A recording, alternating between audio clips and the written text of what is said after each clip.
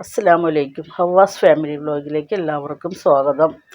ചെറിയൊരു ഓണസദ്യയുടെ കുറച്ച് വിശേഷങ്ങളാണ് ഇന്നിവിടെ കാണിക്കുന്നത്. പിന്നെ കുറച്ച് കറികളൊക്കെ ഉള്ളൂ. അതൊക്കെ എങ്ങനെയെന്ന് നമുക്കിവിടെ നോക്കാം. ആദ്യം ഇഞ്ചിക്കറിയാണ് ഉണ്ടാക്കുന്നത്. സദ്യയിൽ ഒഴിച്ചുകൂടാൻ പറ്റാത്തൊരു വിഭവമാണ് ഇഞ്ചിക്കറി. ഇഞ്ചിക്കറി എങ്ങനെയാണ് ഉണ്ടാക്കുന്നതെന്ന് നോക്കാം. 100 ഗ്രാം ഇഞ്ചിയാണ് എടുത്തേക്കുന്നത്. ഇഞ്ചി നന്നാക്കി നല്ലോണം കഴുകിയതിന് ശേഷം വട്ടത്തിൽ കട്ട് ചെയ്ത് എടുത്തേക്കണേണ്. അതൊരു കപ്പുണ്ട്. അതിൽ കൂടെ തന്നെ ഒരു 10-15 ചുമന്നുള്ളി, ചെറിയ ഉള്ളി, അതും നന്നാക്കി കഴുകിയതിന് ശേഷം വട്ടത്തിൽ തന്നെ അതും കട്ട് ചെയ്തതും, 2 പച്ചമുളകും, കുറച്ച് വേപ്പില. ഒരു ഇരുമ്പിൻ്റെ ചീനച്ചട്ടി വെച്ചിട്ട് അതിലേക്ക് കുറച്ച് വെളിച്ചെണ്ണയാണ് ഒഴിക്കുന്നത്. വെളിച്ചെണ്ണയിൽ ഉണ്ടാക്കിയാലാണ് നല്ല ടേസ്റ്റ് ഉണ്ടാവുന്നത്. വെളിച്ചെണ്ണ ചൂടായി വരുമ്പം ഇഞ്ചി കട്ട് ചെയ്തത് ഇട്ട് കൊടുക്കണം. അത് നല്ലതുപോലെ ആ വെളിച്ചെണ്ണയിൽ കിടന്ന് നല്ലോണം മൂപ്പിച്ച് അത് ബ്രൗൺ കളറാണ്, ഗോൾഡൻ കളർ ആയതിനു ശേഷം അത് കോരി മാറ്റണം. ഫ്ലെയിം കുറച്ച് വെക്കണം, അല്ലെങ്കിൽ കരിഞ്ഞു പോകും. കരിഞ്ഞ് കഴിഞ്ഞാൽ ടേസ്റ്റ് മാറിപ്പോകും. അതെല്ലാം കോരി മാറ്റിയ ശേഷം ആ വെളിച്ചെണ്ണയിലേക്ക് തന്നെ വട്ടത്തിൽ അരിഞ്ഞ് വെച്ച ചുമന്നുള്ളിയും പിന്നെ ഇട്ട് വഴറ്റണം. അത് വഴണ്ട് വരുമ്പോഴേക്കും പിന്നെ പച്ചമുളക് വട്ടത്തിൽ തന്നെ കട്ട് ചെയ്ത് വെച്ചിട്ടുണ്ടാണ്, ചെറിയ പീസാക്കിയിട്ട് അത് ഇട്ട് കൊടുക്കണം. അതും വേപ്പില ഇട്ട് കൊടുത്തതിന് ശേഷം അതൊന്ന് വഴണ്ട് വരുമ്പം വേപ്പില ഇട്ട് കൊടുക്കണം. എന്നിട്ടെല്ലാം കൂടെ നല്ലതുപോലെ ഇളക്കി പിന്നെ ഗോൾഡൻ കളറാവുന്നത് വരെ വറുത്തെടുക്കണം ആ എണ്ണയിലിട്ടിട്ട് തന്നെ. എന്നിട്ട് അതിന് ശേഷം അത് കോരി മാറ്റണം. പിന്നെ കരിഞ്ഞ് പോകരുത്. നല്ലോണം തീ കുറച്ച് വെക്കണം. ഫ്ലെയിം ഒട്ടും കൂട്ടി വെക്കരുത്, നല്ലോണം കുറച്ച് വെക്കണം.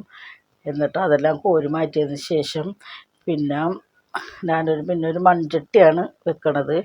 പിന്നെ ആ മൺചട്ടിയിൽ വെച്ചാലാണ് നല്ല ടേസ്റ്റ് ഉണ്ടാവും. അതുകൊണ്ട് മൺചട്ടിയിൽ വെക്കണം.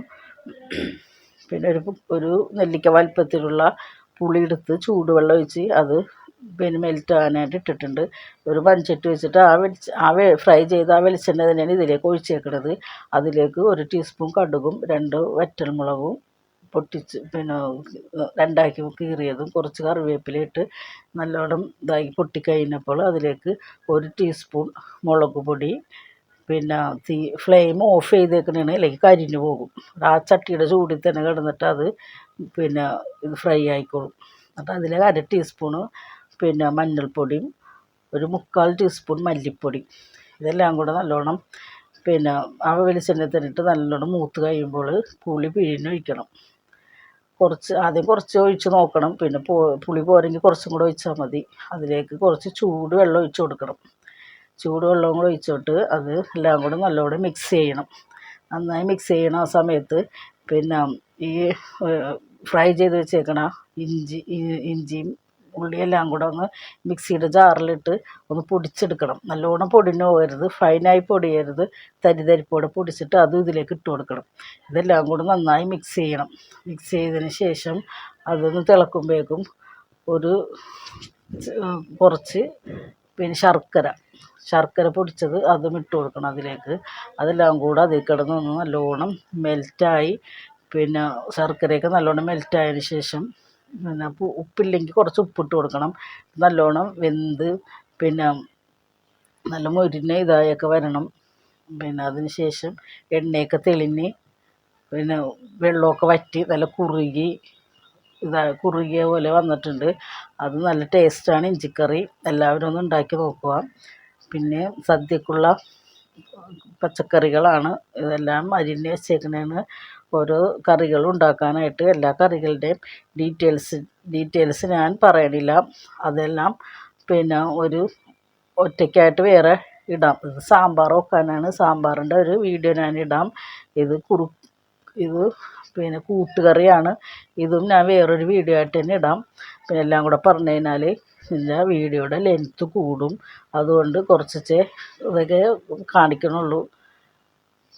ഇത് പിന്നെ എരിശ്ശേരിയാണ്. എരിശ്ശേരിയുടെയൊക്കെ ഞാൻ ഇട്ടിട്ടുണ്ട് നേരത്തെ തന്നെ. എരിശ്ശേരിയുടെയും പിന്നെ കുറുക്ക് കാളൻ്റെയൊക്കെ വീഡിയോ ഞാൻ സെപ്പറേറ്റ് വേറെ ഇട്ടിട്ടുണ്ട്. പിന്നെ അതൊക്കെ ഒന്ന് കണ്ടു നോക്കുക. ഇതെല്ലാം ഉണ്ടാക്കിയതിന് ശേഷം പിന്നെ പച്ചടിയാണ് ഉണ്ടാക്കുന്നത്. പൈനാപ്പിൾ പച്ചടിയാണ്. അതൊക്കെ ഡീറ്റെയിൽസായിട്ട് ഞാൻ വേറെ ഇടാം. പിന്നെ പെട്ടെന്ന് കാണിക്കണതാണ്. എന്ന് വെച്ചാൽ വീഡിയോ ലെങ്തായി പോകും. അതുകൊണ്ട് ഇതിൽ പിന്നെ എല്ലാം കൂടെ ഉൾപ്പെടുത്താനായിട്ട് പറ്റില്ല. അപ്പോൾ ഇതിൻ്റെ എല്ലാം ഓരോ വീഡിയോ ആയിട്ട് ഇടാം. ഇത് കണ്ടുകൊണ്ടിരിക്കുമ്പോൾ തന്നെ സബ്സ്ക്രൈബ് ചെയ്ത് സപ്പോർട്ട് ചെയ്യണം. ലൈക്ക് ചെയ്യാനും കമൻറ്റ് ചെയ്യാനും ഷെയർ ചെയ്യാനും മറക്കരുത്. പിന്നെ അടുത്തത് പപ്പടം വറുക്കണതാണ്. പപ്പടം വറുത്തതും പഴവും ഇതൊക്കെ കൂട്ടി സദ്യ കഴിക്കാം. അതൊക്കെ എങ്ങനെയാണെന്ന് നോക്കാം. സദ്യയൊക്കെ എങ്ങനെയാണ് വിളമ്പണതെന്നൊക്കെ നമുക്ക് കാണാം.